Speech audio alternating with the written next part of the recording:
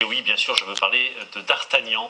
Jean Chubillot et Éric Delpech ont retrouvé des passionnés de ce mousquetaire dans son village natal de Loupiac.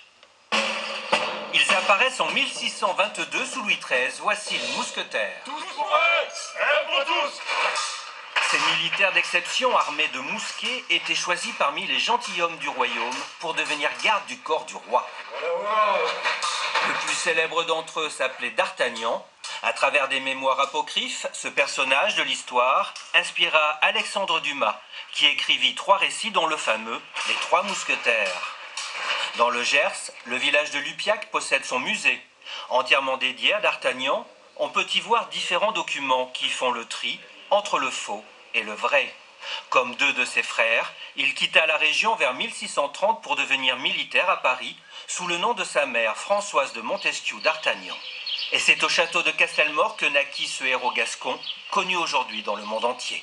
Il est né à Loupiac, donc de son vrai nom Charles de Batz, de Castelmore, c'est le nom du château où il est né. Il a vécu ici jusqu'à l'âge de 17 ans à peu près, et il est monté à Paris pour servir dans les armes. Et après, il est devenu le confident, l'homme à tout faire du roi Louis XIV. Aujourd'hui, le petit village de Loupiac tente de ne pas sombrer dans la désertification. Au départ du boulanger, il y a quelques mois, toute la population s'est mobilisée autour de D'Artagnan pour se faire connaître. D'Artagnan, c'est le Français le plus connu au monde, grâce à Alexandre Dumas et grâce aux films. Il y a 150 films sur D'Artagnan. Le premier film, Georges Méliès, 1903. Ok, donc c'est énorme. À la moindre occasion, chacun joue le jeu et se costume pour faire revivre Loupiac au temps de D'Artagnan. L'association D'Artagnan, son but, c'est valoriser le village de Loupiac, le faire connaître à travers D'Artagnan ou son époque. Au village de Loupiac, il y a 300 habitants. Et il y a 200 membres à l'association. Eh bien, c'est important parce que les gens nous demandent, quand ils arrivent au village, mais a-t-il vraiment existé? Et voilà, on en a la preuve. Et on participe, on chante également. Une chanson a même été écrite, dédiée aux chevaux de l'époque. Dans 2 ans, naîtra la route d'Artagnan. Tous les cavaliers du monde pourront la suivre de Loupiac, près de Hoche, à Maastricht, aux Pays-Bas. Sous Louis XIV, les mousquetaires étaient réputés dans toute l'Europe et reconnus pour être des cavaliers hors pair.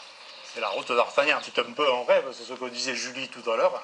Nous, on aimerait bien la faire. Si on pouvait aller à Maastricht, ce serait encore plus d'honneur. Car c'est à Maastricht qu'est mort D'Artagnan lors de la guerre de Hollande en 1673. C'est la cuisine de 1452. D'Artagnan a eu son tout dernier petit déjeuner ici, dans cette cuisine, avant de combattre et de mourir pour son roi. À Maastricht. À Maastricht, oui.